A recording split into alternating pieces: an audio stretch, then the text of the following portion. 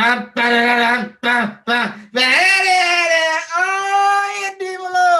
going, everybody? Welcome to the Oye Cinema Club. I am JP Chernow, and as always, I am joined by Steve Dez, El Dondino, and look, oh shit, we got an extra, we got a +1. My lovely partner, Michaela, is joining our little club. Ain't that chill? That's sweet. That's I'm stupid. Oh, fuck.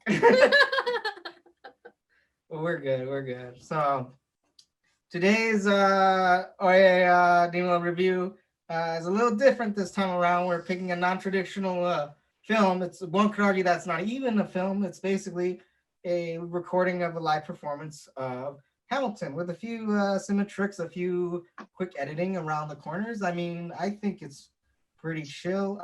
It was written and directed by Lin-Manuel Miranda, and it stars Leslie Odom Jr., David Diggs, both of whom won Tony Awards at, I think it was 2016 Tony Awards, yes. And this thing was basically just swept up the whole Tonys. It was everybody was just fucking Hamilton. But yeah, like I'll admit, some people aren't a big fan of the fandom. I happen to be a member of such a fandom, so I have a strict bias of the movie. Wait, you're a fan of the fandom, or you're not, or you're a fan of the non-fandom? I'm part of the fandom. I'm not too crazy, but I'm in it. I got a card in everything. But there you go. Like it's just my thoughts is that it's a pretty good show. I love it from beginning to end. It's a long ass show, but like I was one of those people that would listen to the recording, the original Broadway recording over and over again, basically whenever I just wanted Hamilton pick me up. And to see it live when most people couldn't, because let's be real, trying to get a ticket to that show was near fucking impossible. Still is, unless you got that fucking money. Got that Hamilton's. Unless you got an alternate universe you can jump into where they're actually showing it right now. Right. Thank you. That's what Michaela meant, but my mind went back to a simpler time. But anywho, those are basically an abridged version of my thoughts on the film. I will leave it over to Des. What did you think about watching Hamilton? This was your first time, so how was it? Well, yes, this was indeed my first time watching Hamilton. And my it was, am I gonna hate this or am I gonna love this? We'll see. There's no middle. There's no middle with musicals with me.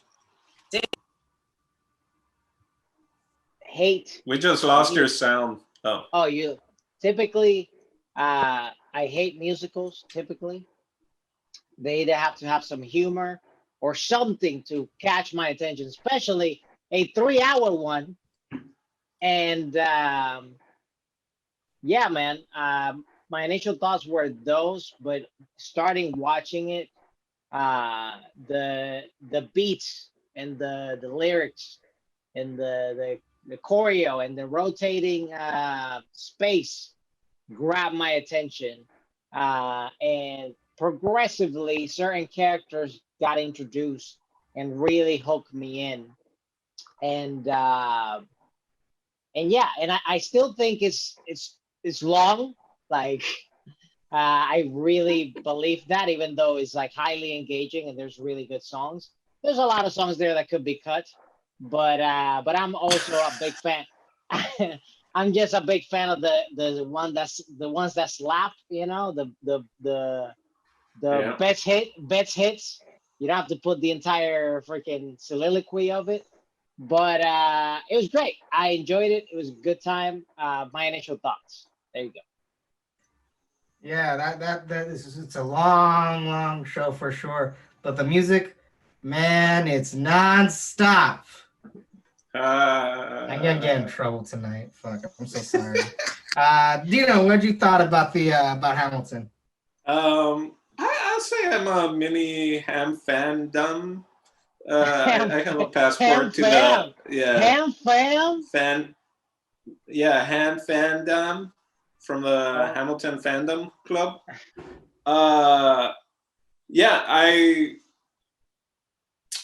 Second time watching the film version of it, I was able to catch the show live in LA one time, and then I've listened to the soundtrack a bunch, and a lot of it from driving from LA to San Diego, because sometimes it's a 3-hour drive. So I was at times gauging how quick of my drive was from LA to San Diego, depending on what song I was in Hamilton, or if I finished Hamilton. And then I was like, oh, I finished Hamilton.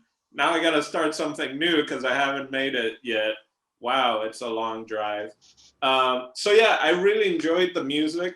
I think it's really original, and I seen it in person after listening to the music for so much. Just visually, it was mind blowing, and then watching that the original Broadway performers do it took it to a whole nother level, especially from hearing the original soundtrack. So you hear David Diggs, you hear Lin-Manuel Miranda, and you it's almost like you hear the intonation in certain words, and you're kind of like, I wonder what they're doing in that moment. And then seeing the facial reactions, just like, oh my God, just takes it to a complete other level. So yeah, huge fan. I waited until today to watch it, because it's like just seeing for me personally, the transition of like when the soundtrack first came out and I started listening to it, and then going to see it in person, which was already, I think, after the 26th election, and then watching the recording of it on Disney Plus. Sometimes my Spanish starts to come up in my English. But yeah, so then I watched the video of it back in July 4th weekend. So every time I've like watched it, it's had like a slight, or it's had different parts of it hit harder, and so I knew this was coming up, but I decided, I was like, you know what, I'll wait till the day after the elections to see how it looks in my eyes after we try this democracy thing. And boy, was there a lot going on watching it this afternoon. Anyway, the kind of first impressions kind of just sidetracked completely, but yeah, that's in a nutshell what I've been thinking. It's so crazy that it also correlates with a lot of like important, more recent American stuff with you. Like that's absolutely nuts. And like I feel the same way when I listen to a soundtrack. Like if the 10 Commandments is on, that means while I'm working, I'm about to have my 15-minute break soon. Like I would like know like when my day was going up. And now off to my partner, Michaela. What were your thoughts on the hymn team? I am a music theater major, so when I was in school, this was like the big thing. Everyone was like really into it, and I'm probably like the worst person to talk to like about like recent things, because I like to wait for like all of the attention to die down off of it so I can see if it actually like withstands the hype. It definitely does. I think this is a very important piece of pop culture that Lin-Manuel created. I feel like the cinematography missed a lot of opportunities to like really engage. Like I think we missed a lot of like beautiful moments because they had to like focus on different characters and how they react, but at the end of the day, it is a theater performance, and you really do have to like pick and choose your battles. For sure. Like I wish I could have seen the whole stage like the whole time, because there was just so many beautiful details that they really worked in there that you can't help but wonder, what did you miss? For certain. And so I guess my first question for everybody relating to that, this is the first film that we watched, which was technically not a film, and it was not made in the traditional sense of a movie because it is basically a live recording of a Broadway performance. But I felt like there was still moments of great editing and great cinematography and choices of angles and where to put them on certain points of the film. You can even tell that there are a few pickups within the movie that you know that they probably did when there was no audience around, that they would have to do it on certain days, especially for close-ups and mid shots. So I want to pass the question on to you guys. Did you feel like the attempt of recording basically a Broadway show in the way that they did it ended up working for you guys, or was it ended up being a detriment, or somewhere where it's like ineffective at all? So just because I did see it in person, now it was kind of all the way in the top, like here watching, them like, dun, dun, dun, dun, dun, dun, dun, but that being said, I think overall, and I was really thinking about it today, just because, we're doing film review stuff. For the most part, I think it was done really well. And I don't know if you know, they filmed 3 performances. So they filmed 2 performances with just a side shot, a back shot. Like I think 2 performances were 5 cameras, right? And those were with audiences. I think it was a matinee, a Tuesday show. And then they did one where it was like pickup shots or whatever. So it was 2 performances with actual audience, and then one that was from stage and all that. And there were only, I feel like there were only like 3 moments that kind of like the edit kind of bothered me, right? Or almost like it was a little forced. Just like, you could have, like, I get it. Like, you're like, look how cool this, but other than that, I thought they did really well. And there were moments that were picked up that were really cool. A lot with the Schuyler sister. Yeah, just seeing facial expressions just brings a whole different level to me at the very least. Like, yeah, the Schuyler sister and David Dix, just seeing like the eyes and stuff like that. So for me, overall, I would say like 95% of the camera placement and choices, I think, were on point. And there were a few that were just kind of like, give me a small, just like, oh, this is a film of a theater show. But still, I recommend watch. It's pretty good. Oh, Des, we can't hear you. Still no sound, Des. Now, Chill, yes.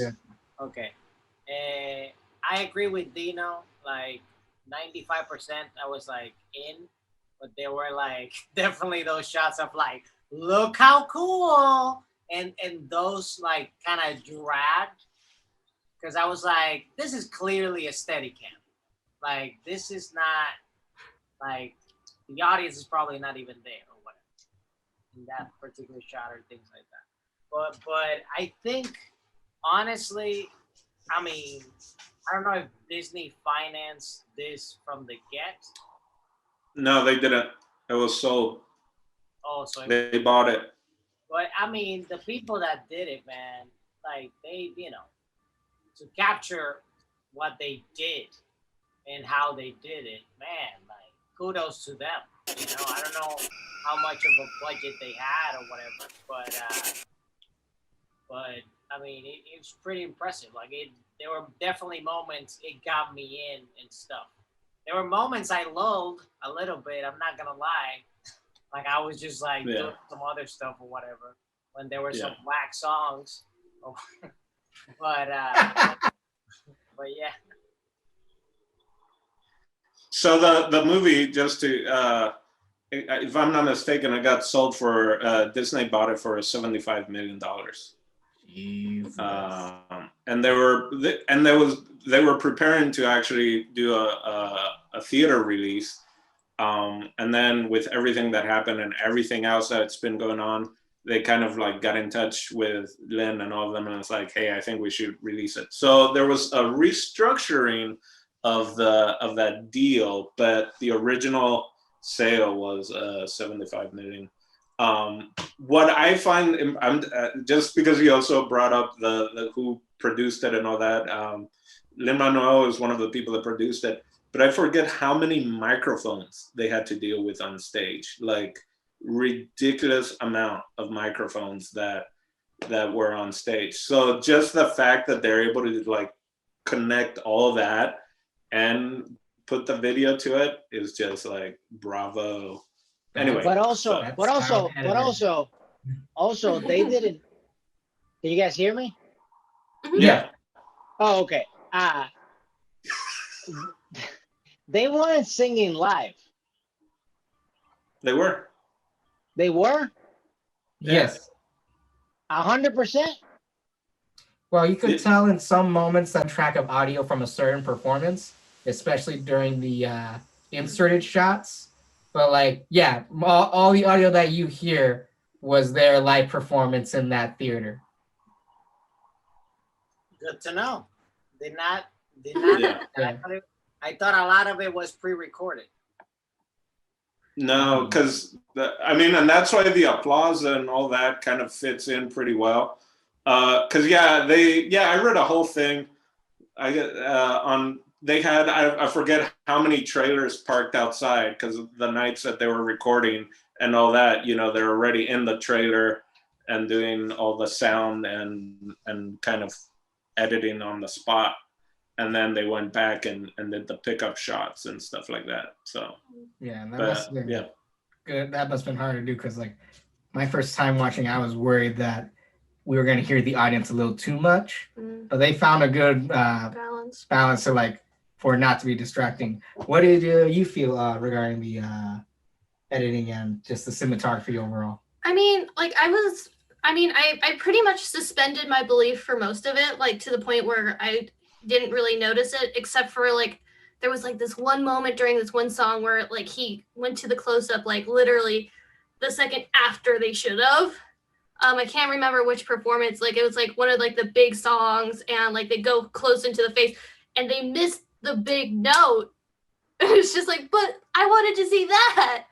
And it's just, and I can only imagine just how much information they had to like go through just because like the background dancers are so integral to like the actual like scene making of this piece. Yeah. You know, and like that's what I meant when I said like it makes me wonder how much we missed is because like the back like is they're constantly doing something to the point where it's just like mind blowing. Yeah, there's even small stories within the story as well. Like each member of the ensemble actually has a role. Like they do have characters. They even have what's very well known, like to most Hamilton fans, is the role of the bullet, where one of the ensemble members, she is basically the bullet in almost every scene where a gun is fired or where there is death before a scene. So it's crazy. Like that's true. Like how much we miss just because of the limitations of literally recording something that was meant to be a live performance. But go ahead. And that also kind of explains because like I think like one of the biggest balls they dropped, and I wonder if this was our speakers, but like the first note, did you notice that? Like how it was very quiet when Lin-Manuel first comes in, or no, Aaron Leslie Odom Jr. Yeah. I think it might have been a mic issue. Yeah. Because he it's very soft because he's literally singing as he's entering the stage. Yes. And it's with every other character as soon as they're starting to speak while entering the stage space. So whatever mic picked up that was most likely like literally the mic on the stage and not the mic that was on them. Because like I noticed that and I was just like, wait a second, this is like, supposed to be like the biggest. How does that? I think that might have been your sound. I'm wondering because I know that when that happened, I was like, oh. It's like I also want to like still on subject. I thought it was so great, like because it is true if you are used to listening to the performance from the recording. Like you could tell that they did their best to sound as perfect and as good as they were for the recording, but you get to see really them act and actually have to do basically choreography, emotions, and singing all at the same time, because it's literally a non-stop show. Like there's no breaks at all. And like I guess like me and Michaela, we talked about it after the film. Christopher Jackson who played, what's up? Said there was an intermission. Yes. Yeah, there was a Necessary. 1 minute intermission. Necessary. Yeah, but Christopher Jackson, who played Washington, like you could tell like in the recordings he sounds really great, but you could see like I thought his acting was probably the best acting, just the acting part, because he doesn't have too much choreography, so you know he had room to just focus on the scene, but you could see him literally taking in and giving in every scene that he's in, and he has a very emotional face. Like David knows how to spruce it up and make eccentric movements with his face and whole body, but I think with Christopher Jackson you could actually see the emotion mostly in his eyes in like very integral and important parts of the show. So it was like it's so great being able to see that. He also puts the weight that the character is actually carrying too. Like I believed his stakes, like 100%. Like he played Washington, like as stressful as that situation would have been for a person. Like he played stakes, which was impressive.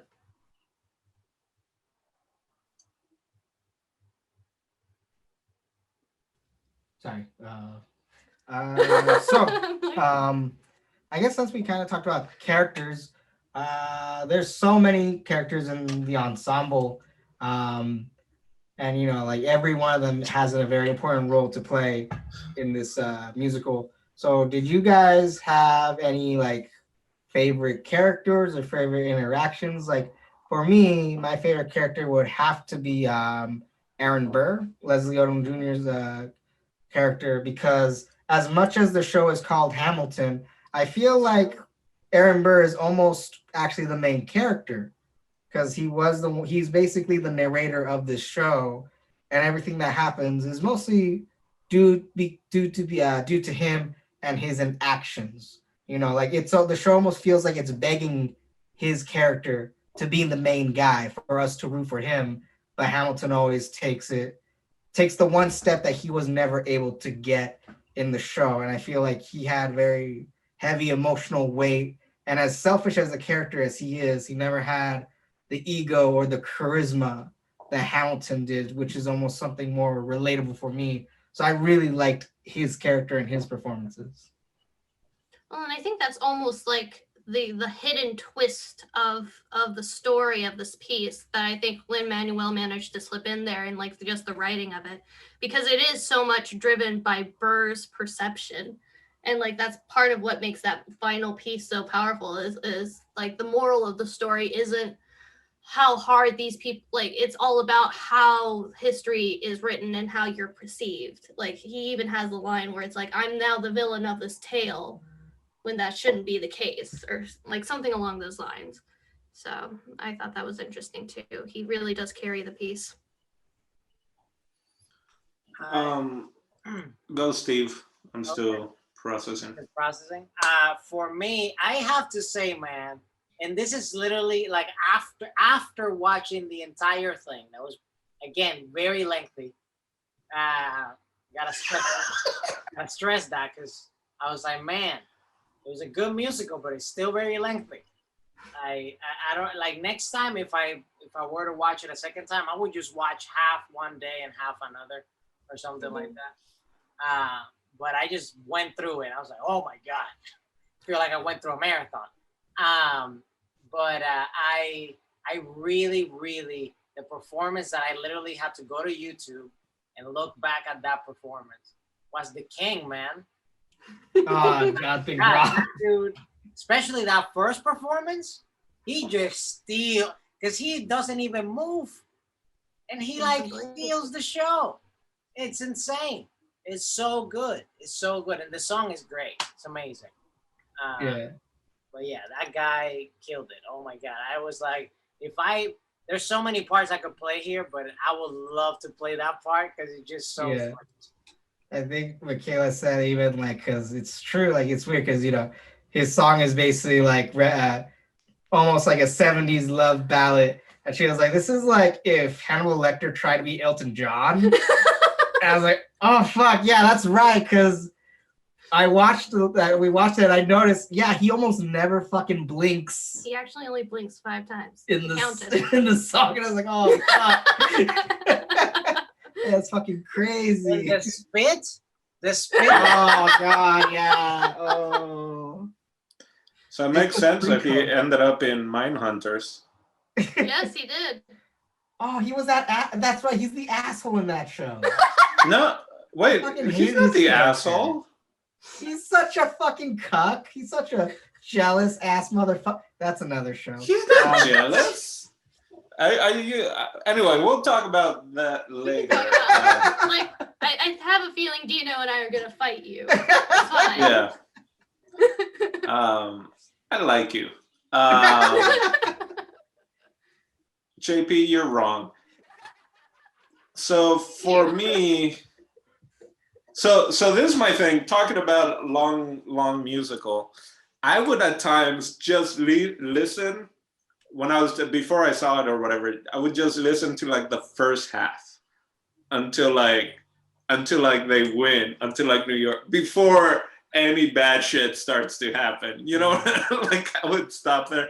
And I hated Thomas Jefferson. I just hated the character listening. And then when I saw it live, he because the King's character, like from the music itself, the King kind of steals the show, right? Because it's like he's on it like 3 times. Like again, it's so precise. But when Thomas Jefferson in the live version just like starts coming down the stairs and all that, like just all that made that character so big. So like even the way they dress him, like his first, he has a full length coat, and Yeah. like as an actor, like as soon as I saw that coat, I would have like straight up looked at Lynn and was like, "You want me to do what in that?" he's Like, got you a want me to little tap dance? Okay. Oh God. But that makes it grand. Like He my is. brother, he's a bigger fan of Hamilton, and he was offended because I told him like, yo, this musical makes me love and hate David at the same fucking time. Cause like Jefferson is such a loathsome piece of shit. But like him as Lafayette, you was like, I fucking want that French man to be my friend. to be your friend. Oh, shut the fuck up. all right. So I think that I don't know. You might ask. I think another question would be like a favorite song or dance number. But before I forget, has anyone? This is how much I enjoyed it. I actually went and got the audiobook of Hamilton that it's based off, which is, if you think the musical is long, the audiobook is 50 hours. So, but yeah, so I think for me, that's how I guess impactful it is. And that's the stuff that I would love to be able to do in entertainment, is like not just entertain, not just like be funny or tell a really good story or music or whatever, but then can hopefully educate or make the audience question something or want to think about something, to the point where now it's so easy, right? Now you can just be like, I don't know, who is this Alexander Hamilton guy?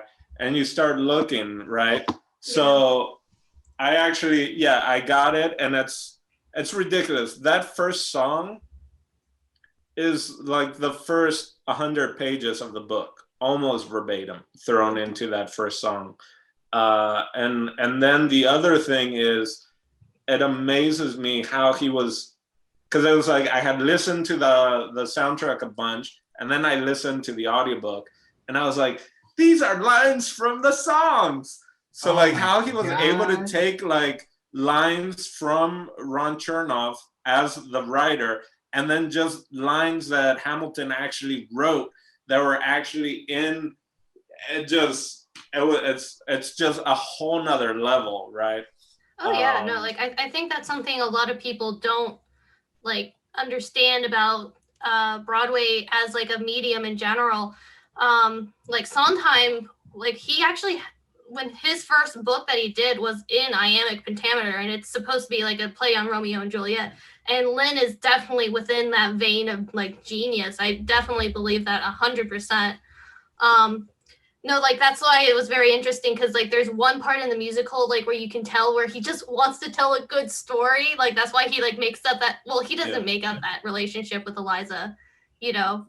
But like you could tell that that's what he wanted. But of course, since he was being historically accurate, he had what's her name? She wore the red dress. Oh, Peggy, Reynolds. or Like no, she played Reynolds. Peggy as well, Reynolds. but like Reynolds. had that whole thing. Mariah Reynolds. When like if I was like as a writer, my writer brain would just be like, oh, the other woman's Eliza. Like that's what I would have done. But like he managed to like maintain and stay true to like the actual source material in a way that's still a good story. If anything, ripping off lines from a book, I just think Lynn's a fucking nerd. Yeah, but so the Schuyler sisters, who's he married? How do I not know? Eliza. He married Liza, and then Angelica is the one. So that in real life, Angelica was already married before so stuff like that. So it's interesting also seeing how not only is it just like based in a book, but they had Ron Chernow as a consultant, and like basically looked at it historically and kind of talked about like Ron Chernow was even like, I brought things up to Lin, but like he explained why he decided to kind of, like all the duels and all that. It wasn't always Aaron Burr as a second, right? It wasn't always Madison, but it's like you gotta also put it into a smaller cast, right? You can't have just like all these other people. I just wanted Lin to kiss Anthony Ramos just once. So interesting. In the book, like it's kind of hinted that because he wrote love letters to him in real life. Yeah, that he was very fluid. Like I guess, he was very fluid. That's kind of unknown. Even the Angelica thing, there's hints in the book at times like there might have been there something, like a very little, but they're definitely kind of like there might have been something here. There might have been something there type of stuff. So, hey, he's not gonna throw away his shot, Oh, there you go. Hey. And speaking of throwing away your shot, big musical number. Which was your guys' favorite musical number? I feel like my shot's a really big one, but for me, it's so weird to pick a favorite because like each one of them has such a good it's weird because it's almost like a playlist that you have to listen to if you're in a certain mood. Like Burn is such a good one. My Shot's such a good one. But I feel like for me, I'm gonna cheat and count these two songs as one. But History Has Its Eyes on You and the Battle of Yorktown, because they literally happen at the same time. And it starts off with Washington, telling Hamilton's like, yo, this is some heavy shit, and this is what we're gonna be remembered for. And then for them to succeed, it seemed like such a good way to end the musical, but it didn't. It kept going, which I'll admit it is long. The musical, it reminds me so much like Into the Woods, where Into the Woods is basically two fucking musicals, and Hamilton is like 2.5, arguably 3 in one. So that happens to be my two favorite songs. I'm cheating and I'm counting them as one since they happen at this side by side. And I feel like one is not as important unless you have the other one. Like that's how I feel. But what are your guys' favorite musical numbers from the show? I'll go first because I don't know the names. I'll say The Room Where It Happens. I think that's literally what it's called. That's what it's called. Yeah. Yeah, that one. I like that one. Reason? The reason was because the dude that was like the narrator guy, kinda, had a big number, and he went from a guy where I was seeing him just normal, and I was like, look at this wonderful straight guy, to like he turned gay right in front of your eyes. It was a great transformation. No, but it was a great song. I really like the number. I like the dance, and it's very catchy. It's very catchy. It makes you want to like dance a little bit. So, For sure, like that's basically where Leslie like had to like go all out, because I feel like every other show, every other musical number for him, it was either Repressed. emotional or like just telling the story. But that's when it was like, oh, we're reminded like, oh, this is fucking Broadway right now. He even jumps on a fucking glass table where they pull out a fucking rug underneath him and shit. Oh my God, that was insane. I was just like, whoa, just to like, what I really would like to see is the Hamilton bloopers. I would love to see like a big gag reel or something of them just messing up, because I'm sure they had to have some bad shows. For sure, especially with the amount of fucking people on the stage, like not only just the main actors, but the ensemble, because they're dancing all around them, like I could imagine them maybe a few on a fucking turntable too, like holy shit. Not only that, then you have like just from I did shows, I was on stage, but doing multiple productions like twice a day, like 2 shows a day, whatever, and then rehearsals and all this other thing, like just like goofing off, like trying to make people break, which you shouldn't, but everyone does it, right? Like that's just what ends up happening. So yeah, I mean,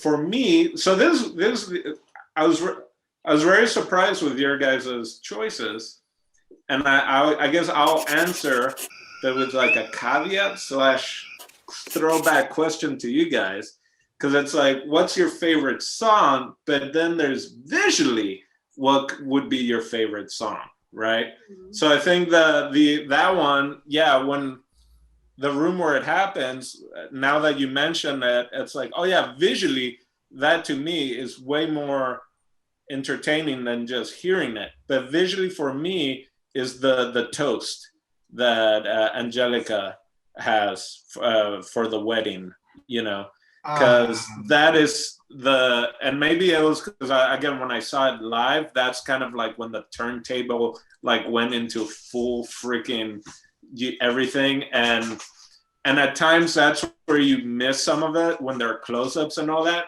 because that when it's pulled back, you see all the pieces have to be in perfect place to be able to like rewind and restart, like, so just from a visual and just clusterfuck of a thing that you have to, because even them in interviews, they're like, that was the hardest thing, because they like learn a song, then they have to learn it like backwards, and then they have to be able to dance and move while on a turntable that's going backward. It's just, so just knowing like all that and seeing that is gotta be probably that's my favorite of just like overall with the visual. For sure. But I think Lafayette has some of the best lines, maybe. Definitely. Immigrants, we get the job done. But I guess you still have to answer my question and then now Dino's question. Yes, and now Dino's question. Visually, I think my favorite moment was the Eye of the Hurricane. Like the lighting that they came up with that, like they even like it's just they really do like show what's going on in Hamilton's mind where he's in the spotlight, and then all around him, like they like I think there's like a group of back ensemble that have like an entire dresser like tipped over, and like there's one girl with like a letter being a piece of paper in the wind, and like I thought that was really effective. For my favorite song, I feel like it was either the song where Hamilton and Burr are singing about their children, Like I almost cried. I get like you could tell that they got really emotional about that, and like it was a very special piece of theater. Or like it's not the first song that Washington sings. It might be the one where he says goodbye, or like one of the Oh. battles. Oh, when he's leaving office, is that what you're talking about? Yes. Okay. Like I liked everything Washington did. Yeah. Like he's such a powerful performer. Like I said, like he was like one of the few people where it's like, no, this is the stakes. This is a man who like fully takes responsibility for his command and understands how important his precedence is. Yeah, for sure. So If only they all were like that. Slave owners. I'm just fucking. I'm sorry. you're not wrong. Okay. Sorry. I feel like it's such an asshole.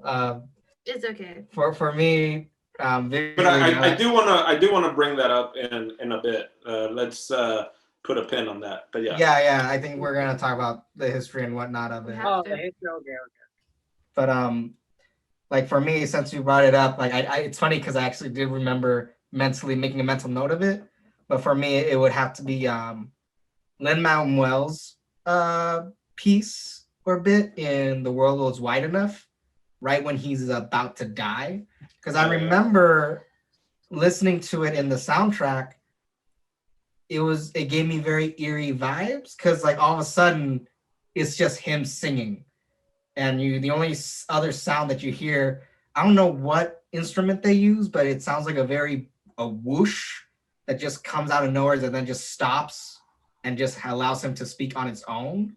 And to like just hear it in my mind and with the soundtrack, I always wonder like what's going on in this piece because like it's literally just him and one other instrument, and then he gets killed. And in that moment, like it's weird because like in my opinion, I don't think this is it sucks because like even in the soundtrack and then watching the film, I don't think Lin-Manuel is the strongest performer of this piece. Like he's the genius and he's the man because he fucking wrote it and made this show. But I don't think he's the strongest performer. I feel like even though it's called Hamilton, it's about Hamilton. He is playing Hamilton. He wrote all like the majority, if not all the stuff here. I still feel he's still like Stan Lee in the Avengers, you know, that he just like pops in or whatever, but it's not really about him. No, it's not. Yeah, it's about everything around him for sure. But like, I felt like that was his strongest performance was during that moment.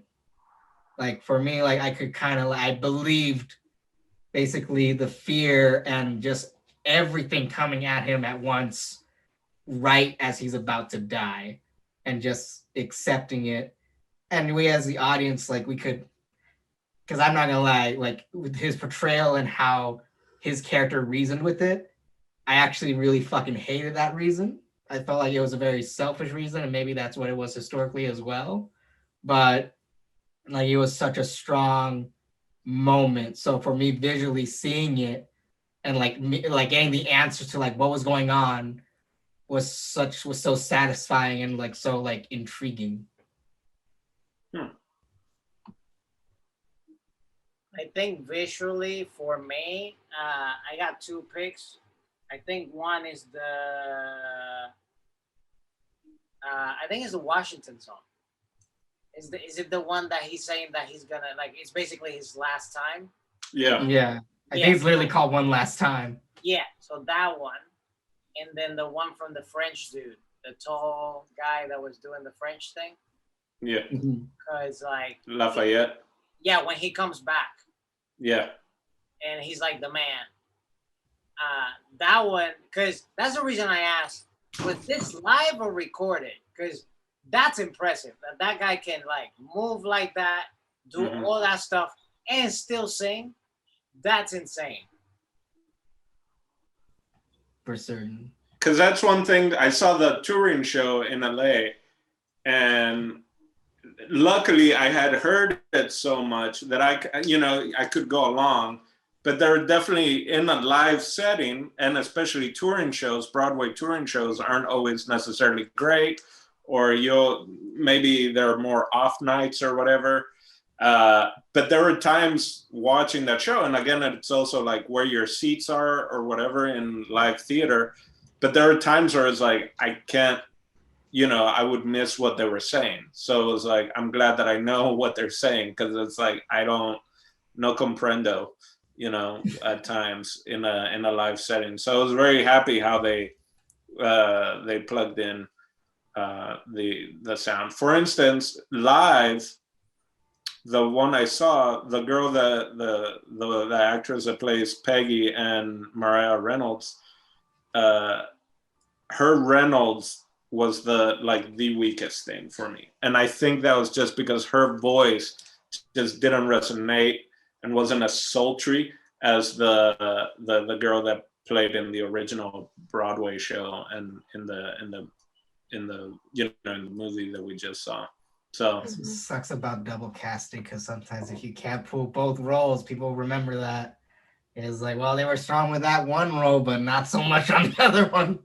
But again, right, that can be so many things. It could have been just like the seat. I literally was up to the back, right? Like, I mean, sometimes it can just be that, or it can be one bad night. You never know. But it was the weakest part of it that I felt. For sure. And I guess for the, I don't think it's gonna be the last question, but it's gonna be closest to the last one. But the history of it, I'm gonna ask. There was a lot of things historic wise that, of course, were very embellished and whatnot.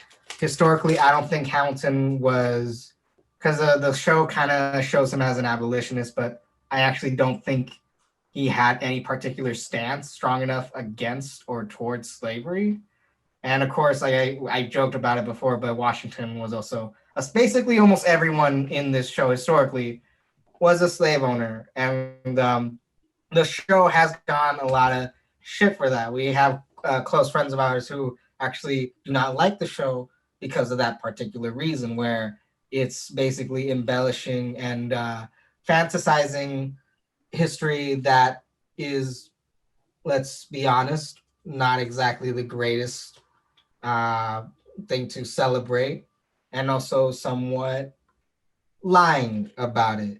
So my question about that, I don't know if you had the same question, so you could ask yours as well.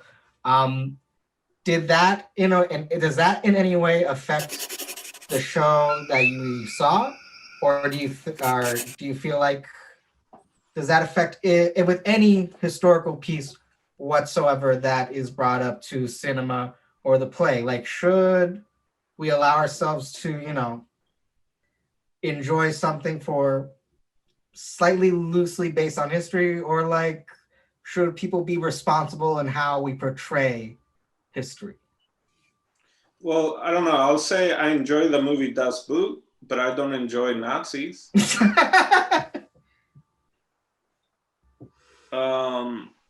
I didn't have a specific question, but it was on that line, on that same idea that you brought up.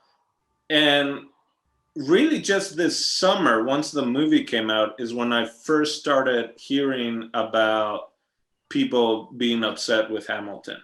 And I think it was after all the protests started and all that, and it was Hamilton was back in the news, right? Because it was just put on the platform on Disney. Because that's what I was talking about, the different transitions. For me, always, I kind of stuck more with the immigrant idea, right? Mm-hmm. And it's almost in America, you can become your own thing, right? That's his whole thing of going to New York. That being said, I also enjoy listening to what the actors had to say about playing those roles, like the guy playing George Washington. There are a couple different documentaries or stuff. I also recommend you, because they actually go to, is it Monticello? No, Monticello is Jefferson, right? Or Ben Franklin. His it's whatever George Washington Mount Vernon. Mount Vernon. So they went there and they filmed little them doing certain songs in these actual historical places.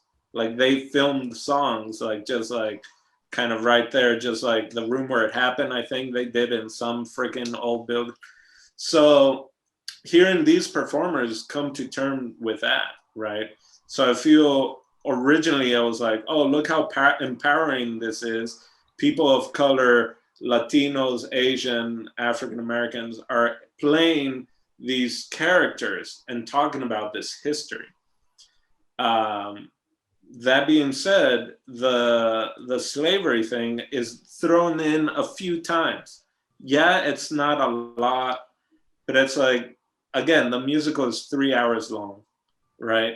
There are songs that were even cut out of the musical. There's things that were cut out of the musical, so it was even longer than that. And you know, there's the Jefferson. There's one line to Sally, right? The slave that he was kind of his mistress, or you know, that he had a lot of kids with.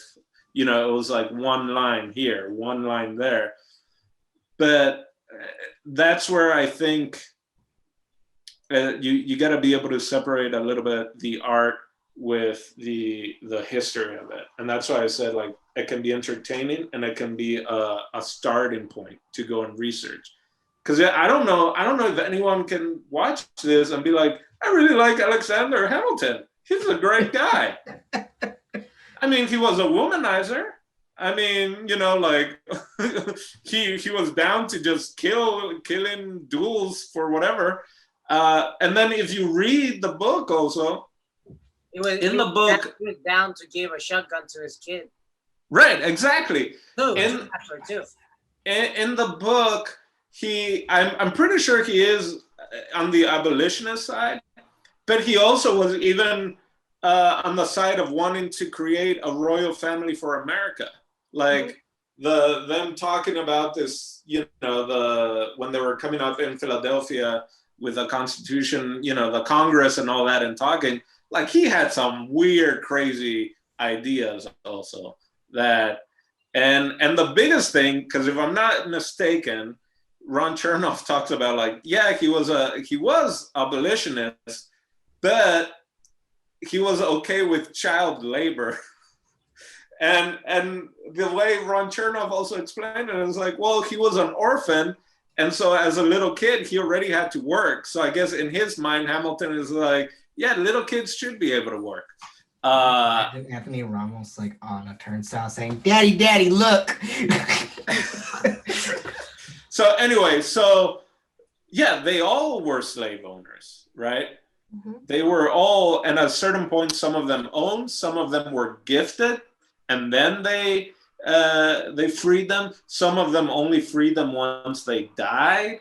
Some of them not even that. So I think this is a great piece of a conversation starter of like, if anything interests you, even if you see like these are Black people playing slave owners, then why?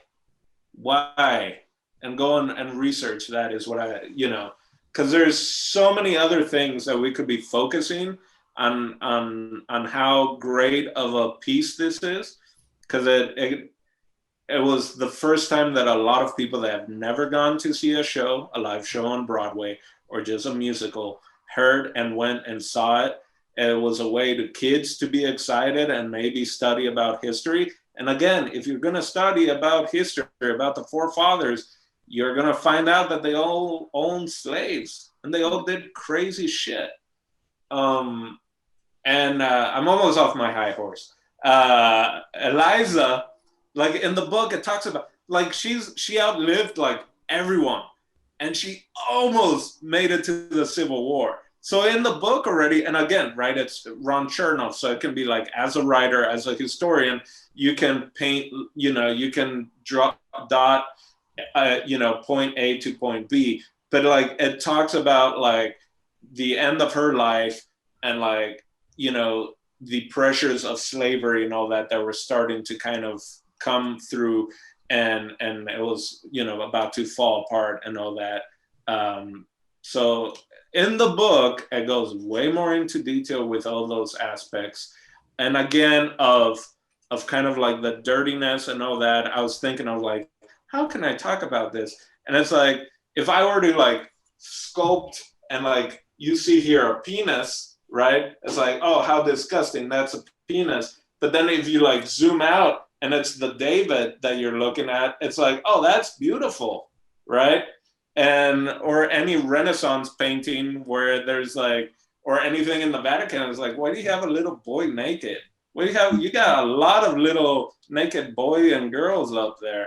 And then you see the whole aspect of it. It's like, well, it actually is pretty quite beautiful. But if I just send you pictures of little naked kids, you know, FBI is gonna come after us. So I don't know if that answered it, but it's a great musical that should be watched, should be shared, and should start conversations. I'm just trying really hard. All I can say is you gave me a great clip for me to cut from this whole thing.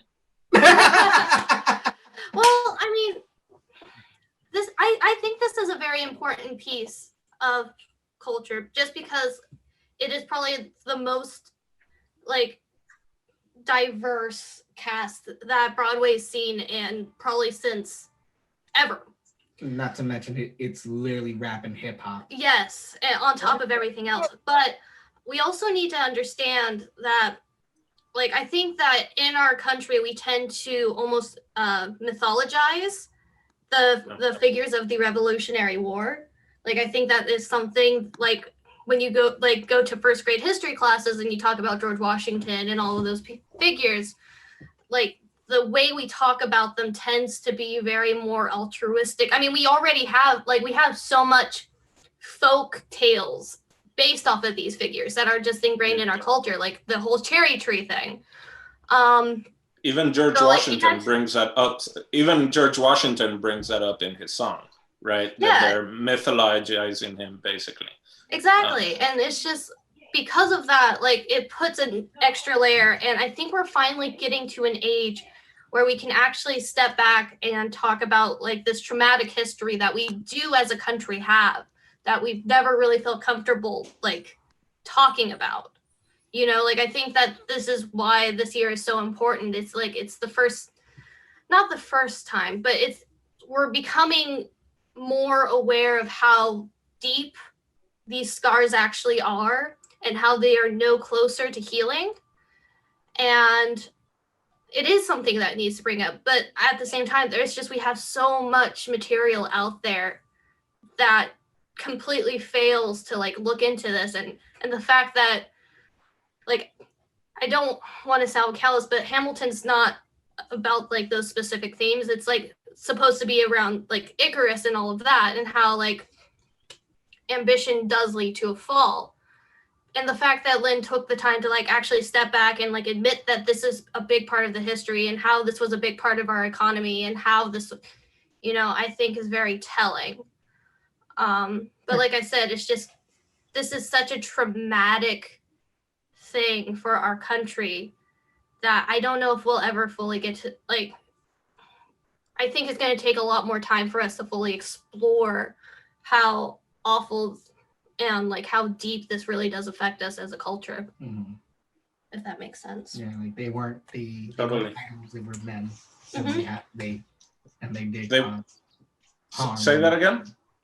Well, like I said, like, these weren't idols, they were men. Right. And even though they lived in a different time, just knowing some stuff that they have committed or done is like, okay, it's a lot. And again, the book has so much more information. Like, it goes so much more into depth in, like, Bill Burr. No, not Bill Burr.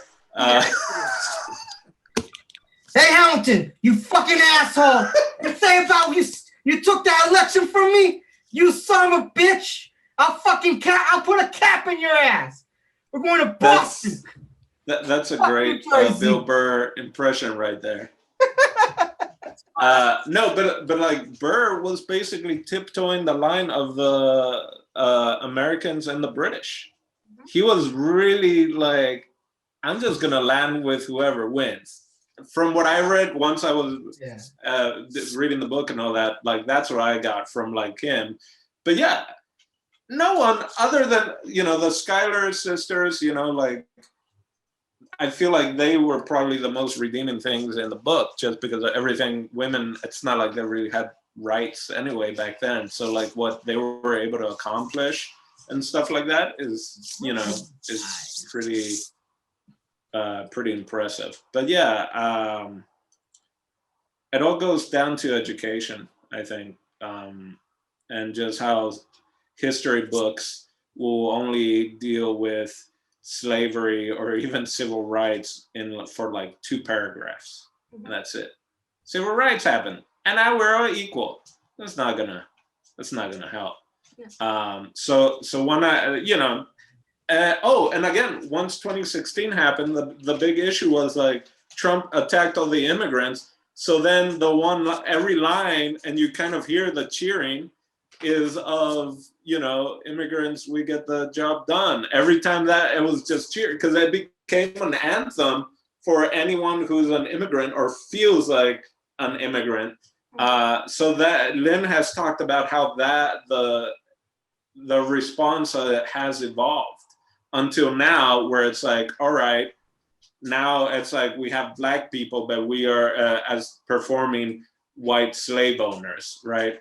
So, and he has spoken about that as well, and just like the conversation and the light shifts, and we we gotta let the light shine to be able to see all the shit that's on the floor.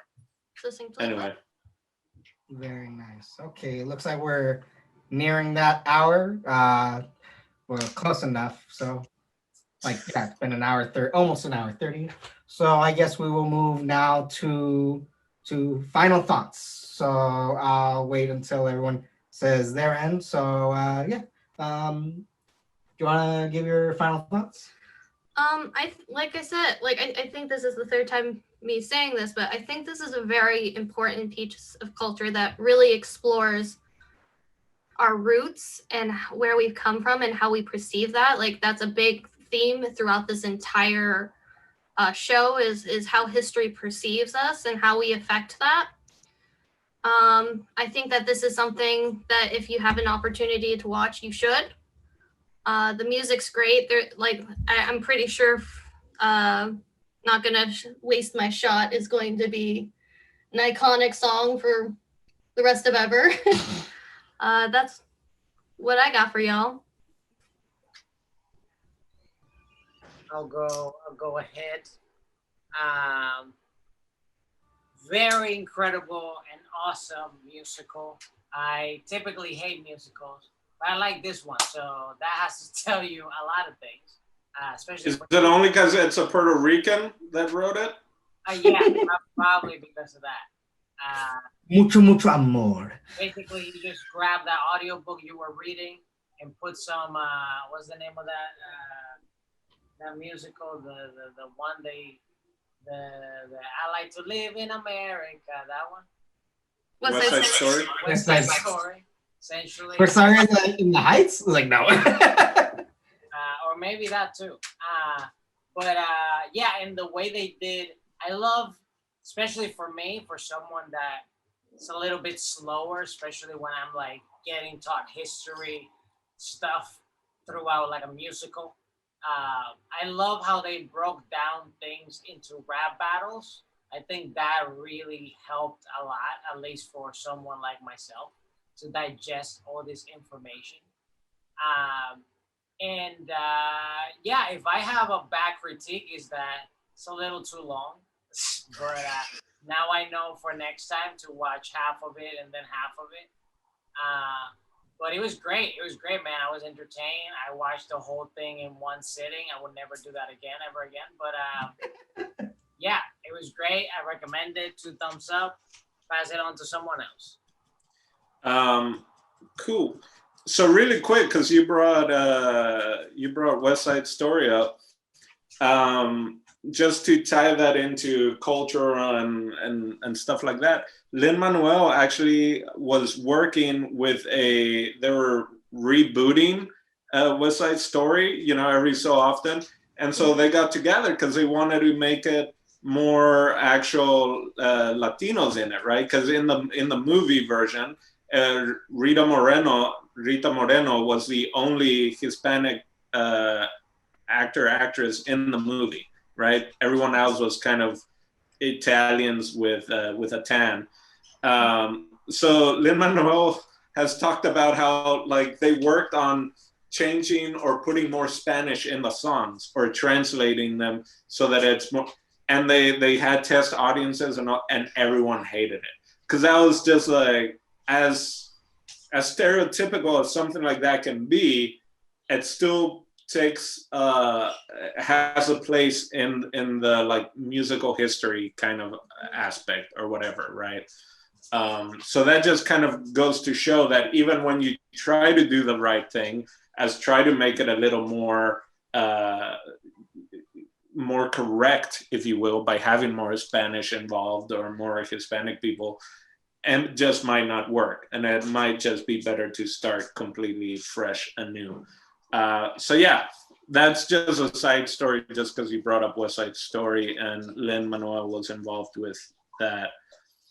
I think this is a great show. If you guys hear a weird sound, my dog's drinking water. I don't know I if was it's a fish tank for a second. Oh. No, it's Frida. Yeah, final. I keep going over kind of like the turntable. I'm just going over and around saying the same things about it. You can love this musical, but not necessarily love the historical characters. Love love the themes and story and songs, but don't love the person. Persons are not perfect and they're all fallible. Also, the fact of how much this is almost a masterclass to show you what musicals can be in this day and age, and how you can bring and mix things, and the fact that not only was this lines straight out of a book and all that, but then he also brought in actual hip hop lines and beats and stuff like that. And he gave credit to them in the book and at the end, which a lot of times when if you take less than X amount of bars or you do this or that, you don't have to actually show it. Yeah. Lin went and shared it, because he's like, I want everyone, if you hear this, watch it, right? Like the whole process is an amazing story of it. So yeah, watch it, guys. I think a few of those artists ended up participating in his remix albums. It just shows how much he does appreciate other artists and like where he gets his material from. Even like little shit he gave credit to. But and also like, I love 1997's Titanic, but I don't like people freezing to death. I don't know why I try to throw that in there. I'm so fucking stupid. But do you like Billy Zane? That hair is so fucking fake. What about the Phantom? Are we cool with the Phantom? Oh my god, that movie doesn't exist. What are you talking about? Are you kidding? That's how every music theater baby no. Billy Zane in The Phantom. Oh, never mind. Him in a purple suit. What were you thinking of? Oh, The Phantom of the Opera? Yes, like we're already talking about Broadway stuff, so my brain's just like there. Yeah. No, we're talking about a really bad, one could argue maybe superhero movie. It's not. It's stupid. It's a bad film. It doesn't exist. A movie with it doesn't exist. It doesn't exist. It does not exist. Sorry. So next week, my suggestion is Phantom. Oh my god. Billy Zane, 1995 Phantom 3 times in the mirror. Billy Zane's gonna come out. Anyway, sorry, go on.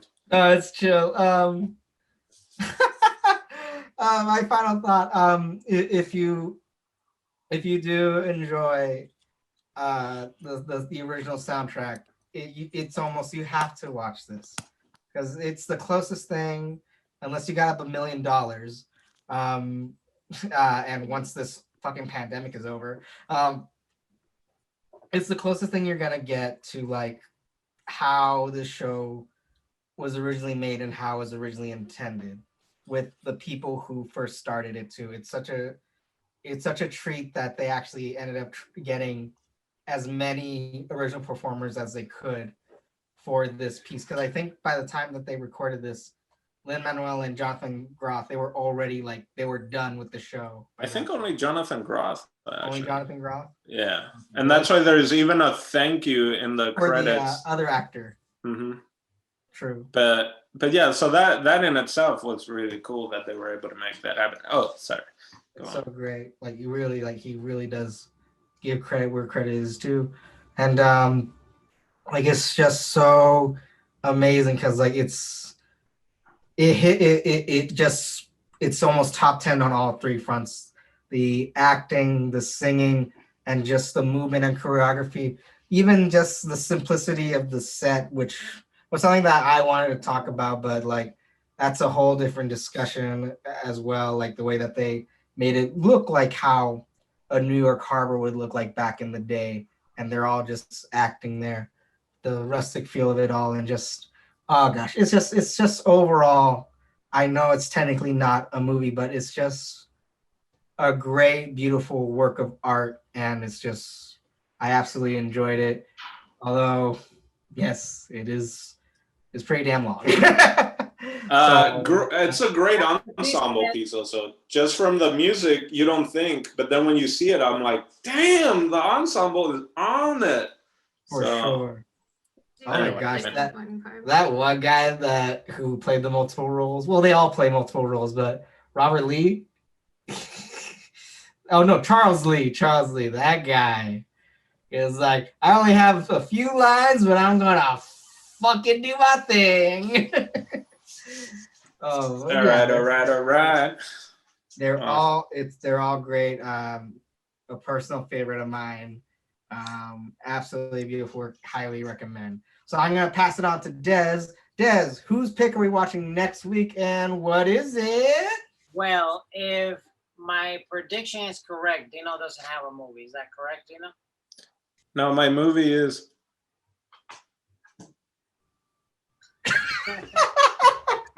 Did you hear me?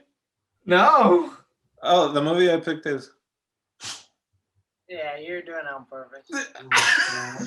Yeah, I don't have a movie yet. I gotta go get some dinner. But yeah, so. Since you don't have a movie, why not allow? Yeah. Incredible new member here, Michaela, pick the next movie. Michaela, I know I'm putting you on the spot, but why should we watch for next week and review? Oh my god. Could be any movie in the world that you want to see next week and you want us to see and review it with you. I'm like so frustrated right now because someone just recommended like a George Romero movie that I've never heard of and I can't remember the title of it. So So a George Romero movie coming soon. Here's the top search result. Thanks, Google. Sorry, I'm like trying to find it. But I don't know.